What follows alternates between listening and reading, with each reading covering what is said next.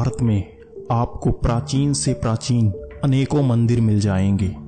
इनमें से कई मंदिर तो आज भी वैज्ञानिक रिसर्च से बहुत दूर हैं, और जिन मंदिरों पर वैज्ञानिकों ने रिसर्च की भी है उसमें भी सबका सर चकरा कर रख दिया है।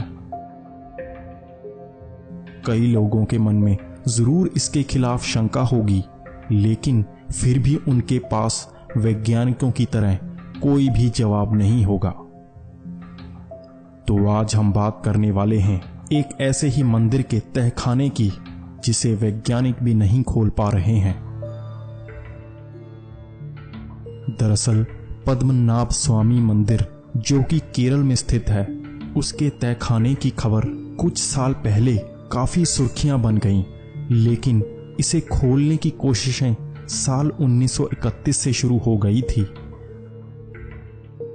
दरअसल मिसेस हैच ने साल 1931 में एक किताब लिखी थी जिसका नाम था गाइड टू त्रावणकोर, जिसमें बताया गया था कि जब पद्मनाभ स्वामी मंदिर के कोबरा वाले तहखाने को खोलने की कोशिश की गई तब उसमें से कई जहरीले सांप निकलकर बाहर आए और सबको उसे छोड़कर भागना पड़ा, और उन सब लोगों ने अगले कई सालों तक यह दावा किया कि उन सांपों ने जैसे उनका हर जगह पीछा किया हो।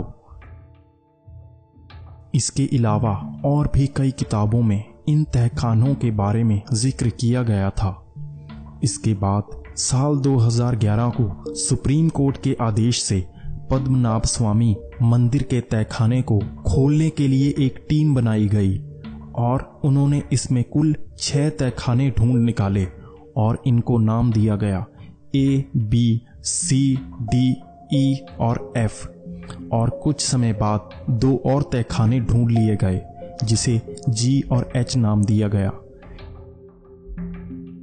इसमें से B तहखाने को छोड़कर बाकी सारे तहखाने खोले गए और उसमें सोने की मूर्तियां, गहने और कई कीमती चीजें मिली जिनकी कुल कीमत 3 लाख करोड़ थी।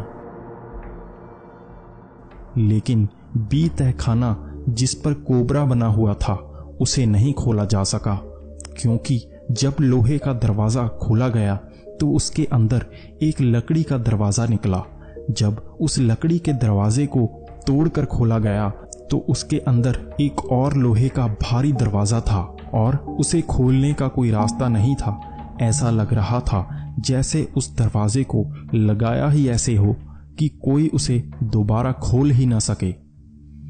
वहां साधुओं के पूछे जाने पर उन्होंने बताया कि इस दरवाजे पर नागबंधम लगाया गया है, यानी इसे शक्तिशाली मंत्रों से बंद किया गया है और इसे सिद्ध पुरुष ही खोल सकते हैं जो इन मंत्रों की जानकारी रखते हों।